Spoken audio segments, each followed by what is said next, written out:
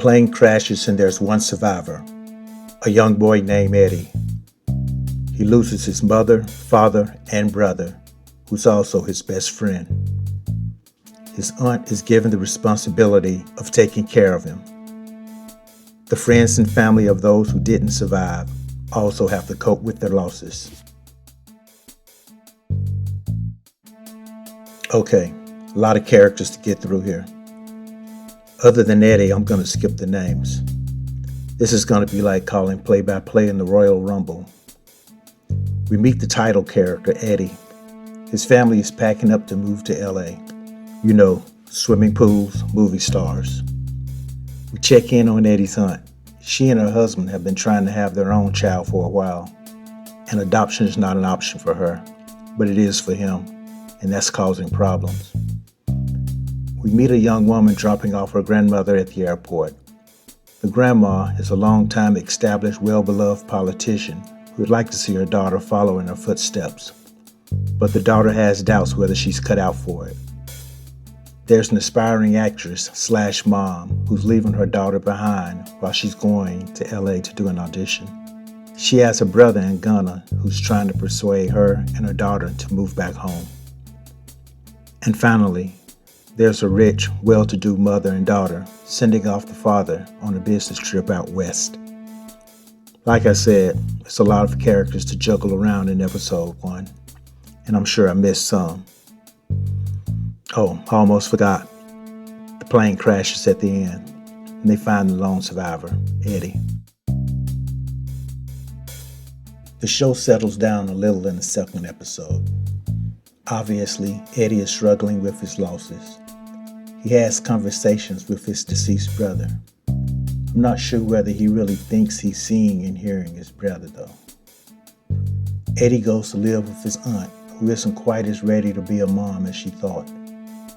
Eddie also has his attention on the girl living next door. The plot brings these characters together by way of a support group. I suspect a lot of bleed over between them. For example, the brother of the actress from Ghana has to come over and take care of his niece. He's preparing her to return to Ghana. In the support group, he meets up with the granddaughter who lost her grandma, the politician. So I'm assuming the two of them are going to be something. The rich wife finds out that her husband wasn't exactly who she thought he was. Turns out old dude is broke as I am. By proxy, that means she's broke too. Plus she finds out he had a second residence out in LA that she didn't know about. I knew I was going to miss someone. There's a pregnant woman whose boyfriend died in the plane crash. She wasn't able to tell him that she was pregnant before he died. So now she comes up with the bright idea to fly out to LA and pop up at this dude's parents' house to break the news to them. Keep in mind, they don't even know who she is. She could have sent them an email instead and kept it moving. Just my opinion. The rich, broke wife flies to LA to investigate her husband's other life. They're hinting that he may have been in the closet. By the way, these people are jumping on these planes like it's nothing. I'm not sure I'd be hopping on a bird after one just fell out of the sky a week ago. After a little encouragement, the young sister decides that she's going to run for her grandma's vacated seat. She's going to be the black AOC. And little Eddie is having it rough. But the neighbor girl just might come through for him. She seems to be a real ride or die. The objective of this show is to make you cry. They got so many sad violins going off in the soundtrack, you'd think you were at a symphony. The stories are good, the acting is good, but to be honest, this ain't my kind of show. So take my grades with caution. If you like shows like This Is Us, then you'll probably like this too.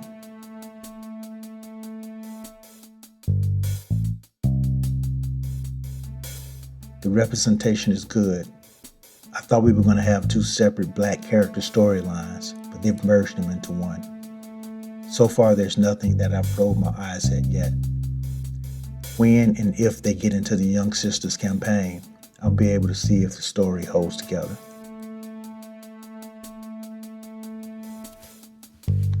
I'm in, but barely. I'll give it 1 or 2 more episodes to see where it's going. I came into the show with no idea where it would go. Since the kid was the only survivor, I didn't know whether he would have some type of special ability or not. From what I've seen, this is a feel-good, feel-bad roller coaster type soft drama.